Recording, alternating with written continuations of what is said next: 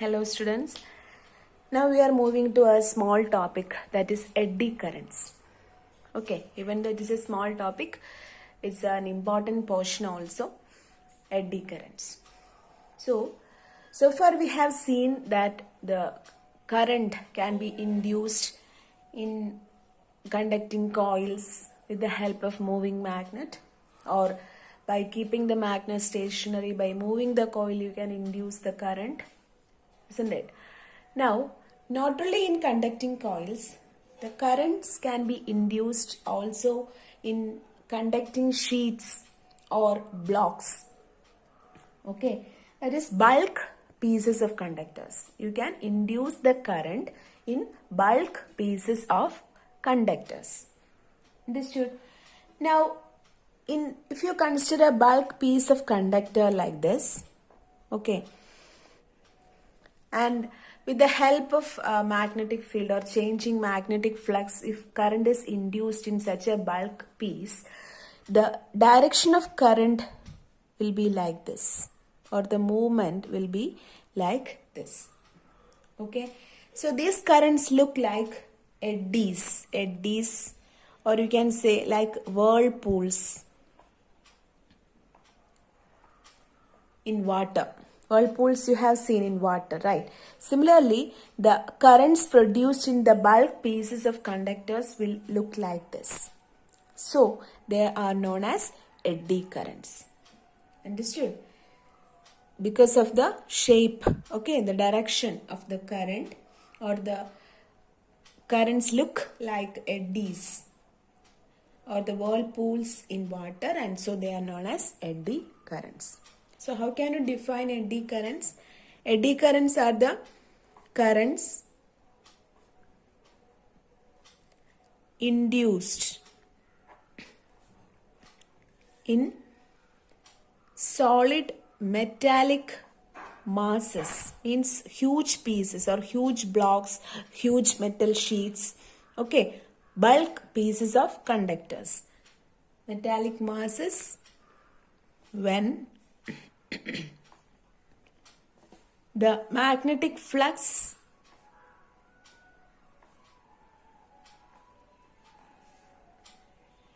through them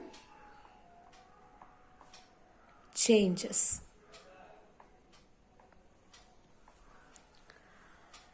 So you can produce the eddy current in two ways. For example, first you can provide a uniform magnetic field.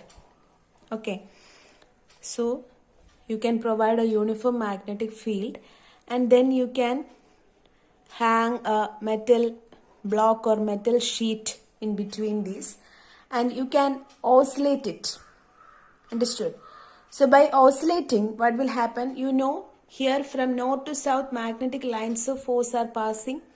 So when you oscillate a metal sheet, these lines of force will break, then again make, again breaking, making. This process will continue. That means there is a decrease as well as increase in the lines of force crossing a particular area, which we call as the change in magnetic flux. Because of the change in magnetic flux, induced EMF is produced, and because of induced EMF, induced current is produced. Understood? So, while oscillating, the currents, induced currents are developed in these metallic sheets in this way. Okay, and this current we call as the eddy current. This is the first case where you are providing uniform magnetic field. Clear? Now again, if the magnetic field is changed, how can you change the magnetic field? As you have seen that a current carrying coil will behave like a magnetic field. So if you are taking a current carrying coil, okay, and when the current passing through it is increased or decreased, depending upon the increase or decrease of the amount of current, the magnetic field produced will also change, isn't it? So here there is a changing magnetic field. As a result, there is a changing magnetic flux, and if you are placing a coil or metallic sheet or something inside stationary, that is a bulk piece, okay, bulk piece of conductor stationary. Because of the changing magnetic field, again current will be developed in this metallic sheet in like whirlpools in water or like eddies. Okay, again this can be termed as the eddy currents. So in two ways you can produce eddy currents. And this is an induced current. So eddy currents are the induced current, and it always opposes the change in magnetic flux. As you have seen the Lenz's law, you know that the EMF produced will always oppose what? Oppose the change in the magnetic flux. Understood? So eddy currents has both advantages as well as disadvantages. Suppose if you want to decrease the amount of eddy currents, because of eddy currents, huge amount of energy dissipation happens in the form of heat. So it causes both heating effect as well as magnetic effect, and eddy currents has certain disadvantages also. So in order to reduce the eddy current, what can we do? What are the methods to reduce the eddy current? Okay. So first of all, eddy currents can be reduced by using laminated core.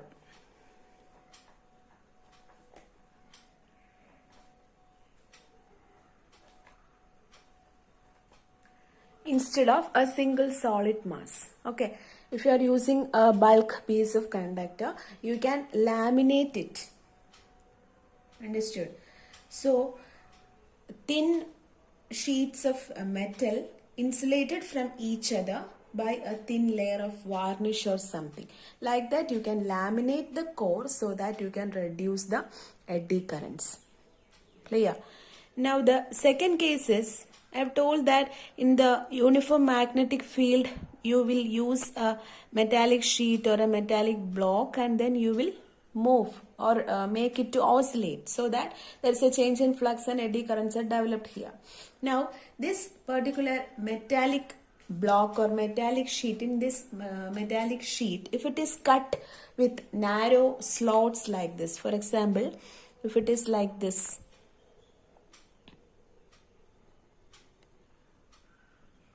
okay, if we are giving such an arrangement, the eddy currents produced can be reduced, because in this particular slot only the amount of, because here it is break, right? So the amount of current produced can be reduced. So this is another method.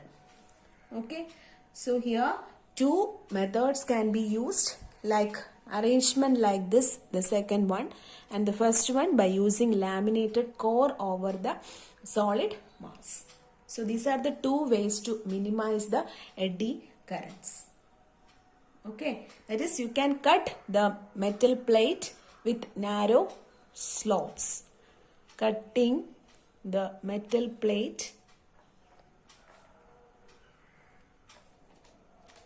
with narrow slots. Okay, so these are the two ways to minimize the eddy currents. Clear? Now, even though it has limitations or even though it has disadvantages, there are advantages also. There are certain situations where we use this eddy current. Okay, application of eddy current is also important. Now we can check out the applications. So next we will move to the applications of eddy currents. As I told, eddy currents are undesirable, still they find applications in certain devices. First of all, in induction furnace.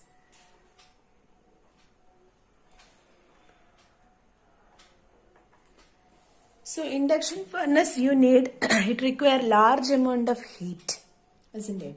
And in this induction furnace, if you are placing a metal piece, you can melt the metal and you can produce alloys.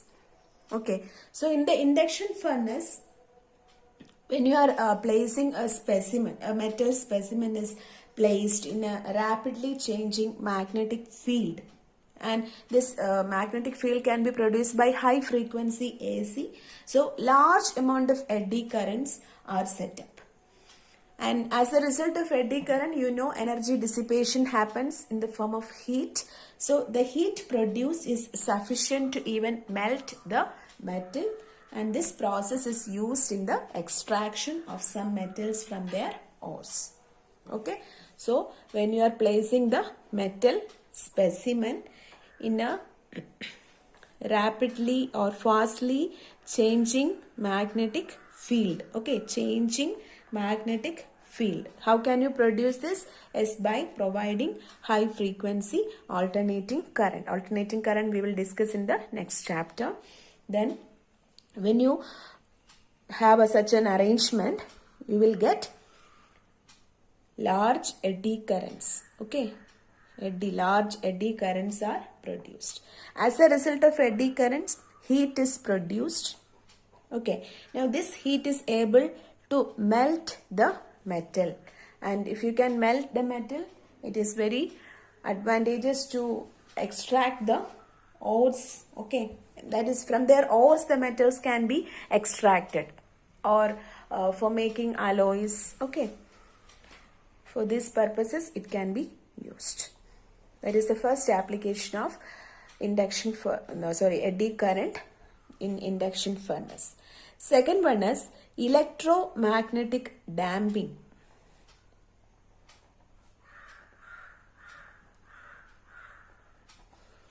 Electromagnetic damping. This is actually coming in the case of galvanometers. You have studied galvanometer, you have seen the construction of galvanometer. So when a current is passed through a galvanometer, its coil suffers few oscillations, right, before coming to rest in the final position. So as the coil moves in the magnetic field, induced current is set up in the coil which opposes its motion. This galvanometer consists of a core, isn't it? And in this core there is a non-metallic frame also. So even though not non-metallic, non-magnetic, okay, non-magnetic metallic frame is used there. So when it oscillates, what will happen is, because of the oscillation, induced currents are set up. As a result of the induced current, it will always try to oppose the motion or oppose the oscillation. That is why the oscillations will come to rest after a few moments. Understood? So when a current is passed through a galvanometer, the coil suffers few oscillations before coming to rest in the final position. When the coil moves in the magnetic field, what will happen? As induced current is set in the coil which opposes its motion, and so the oscillations of the coil are stopped and it will come to rest. This is known as electromagnetic damping.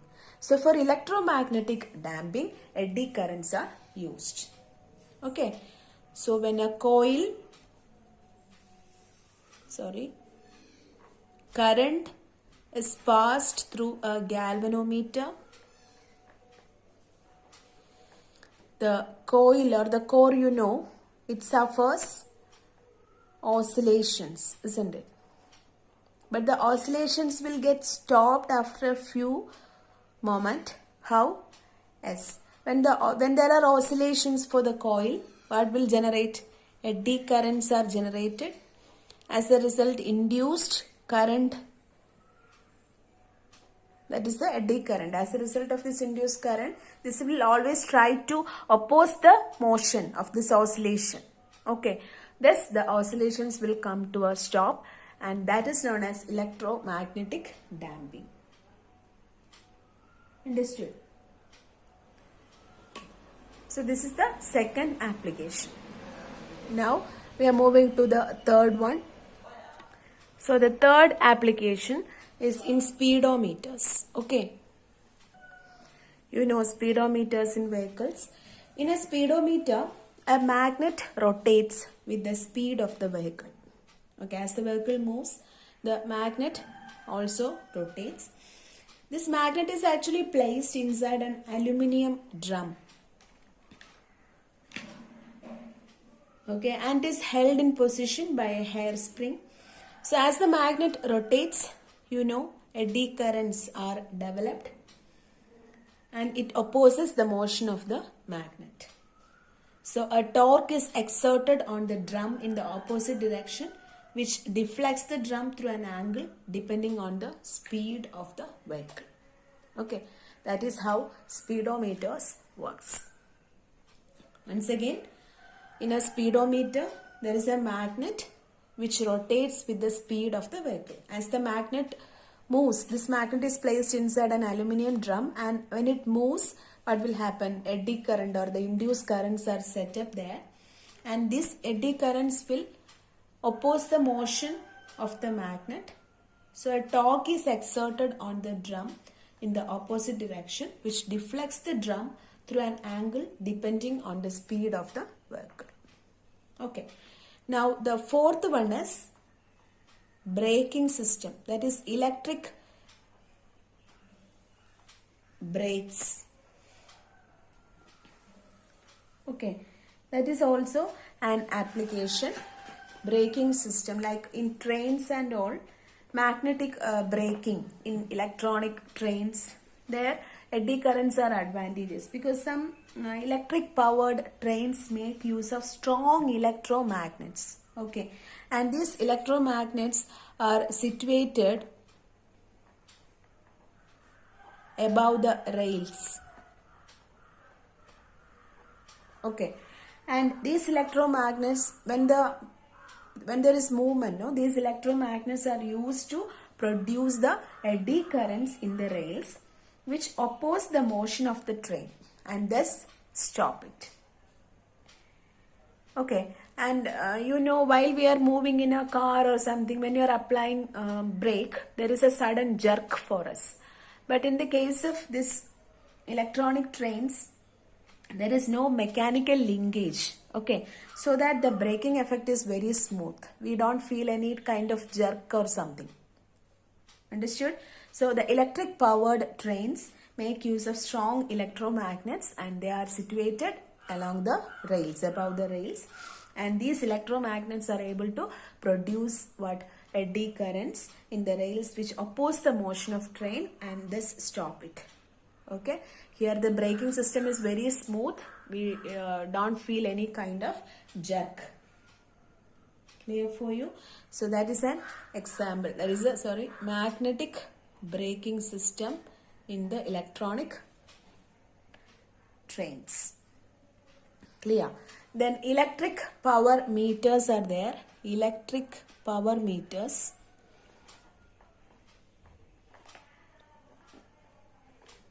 Whereas old electric power meters had a metallic disc. Nowadays we use a digital type. Old type we will call it as analog. So this analog power meters have a metallic disc. So when the disc rotates due to the generation of eddy currents which are produced because of the varying currents. Okay, that is when current is passed, AC current is passed. That is a sinusoidally varying current. Varying current means AC. Okay, AC current is passed through the electric power meter. The disc rotates because of the generation of eddy currents. Any material, when it is current is passed, will behave like a magnet, and because of the change in the magnetic flux, because the current is varying, right? So the magnetic flux will change, and as a result, what will happen? Eddy currents are produced. So because of these eddy currents, the disc rotates, and because with the movement of the disc, we are measuring the electric power. Okay, that's the analog type. Nowadays we use digital type. Understood? So these are some of the applications of eddy current. So even though it is undesirable in some cases, it is advantageous in some other devices like speedometers, then induction furnace, then for electromagnetic damping in galvanometers, then magnetic braking system in electronic trains, electric power meters, etc. Okay, so go through this topic clearly. In the next class, we'll move to a new topic. Okay, thank you.